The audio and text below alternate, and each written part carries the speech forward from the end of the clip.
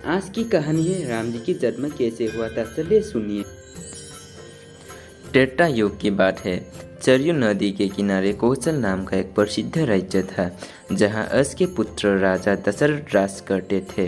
अयोध्या उस राज्य की राजधानी थी। यह नगरी 12 योजन लंबी और 3 योजन चौड़ी थी।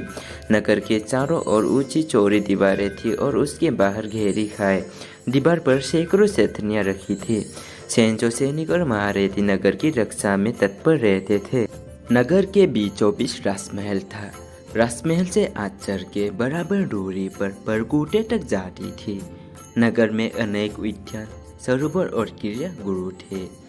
ऊंची ऊंची अट्टालिकाएं थी, जिनमें विद्वान, शूरवीर, कलाकार, कारीगर और व्यापारी रहते थे। घर घर में लक्ष्मी का निवास था। बाजार अच्छी से अच्छी वस्तुओं से भरे रहते थे। नगर के लोग सस्ते और सदाचारी थे। कुल मर्यादा के अनुसार सभी अपने धर्मों का पालन करते थे। सभी जगह शांति, पवित्रता और एकता का वास था। राजा दशरथ बड़े प्रतापी और सदाचारी थे। सगर, रघु, दिलीप आदि अपने पूर्वजों की तरह उनका भी यश चारों ओर फैला हुआ था। आज जो योग्य मंत्रियों की सहायता से वे राज का चलाते थे। इन मंत्रियों में सुमंत मुख्य थे। मंत्रियों के अतिरिक्त वशिष्ठ, वामदेव, जाबाली आदि राजपुरोहित भी राजा को परामर्श देते थे। इनकी सहायता से राजा सदा प्रजाहित के कार्यों में लगे रहते थे।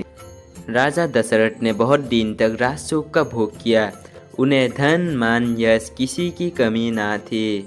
पर उन्हें एक दुख था, उनको कोई संतान न थी। जीवन उन्हें सूना सा लगता था।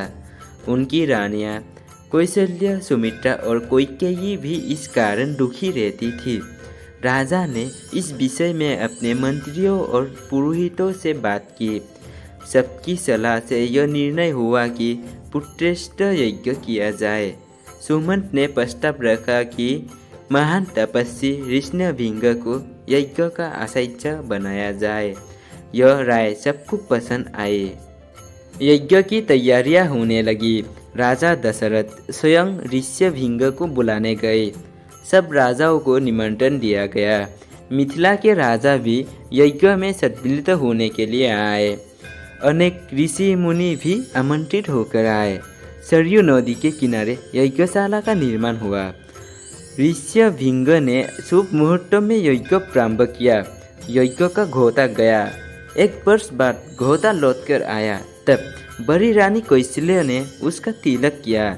अब वेद मंत्रों की मंगल ध्वनि यज्ञशाला में गूंज थी।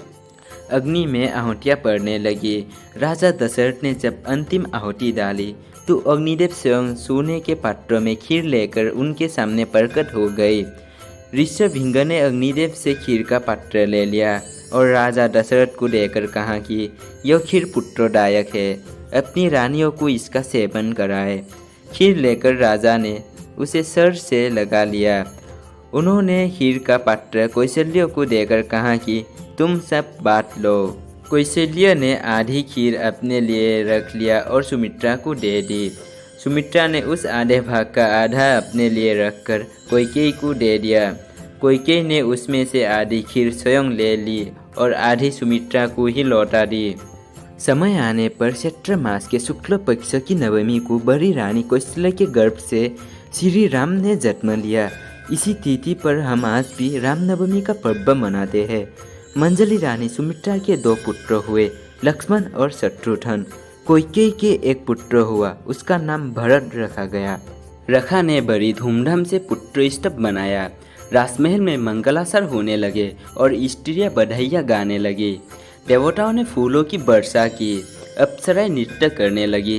राजा और प्रजा के हर्ष का ठिकाना न रहा। चारों राजकुमार बड़े सुंदर थे। धीरे धीरे वे बड़े हुए और साथ साथ खाने खेलने लगे। शौरों में बड़ी वीरता थी।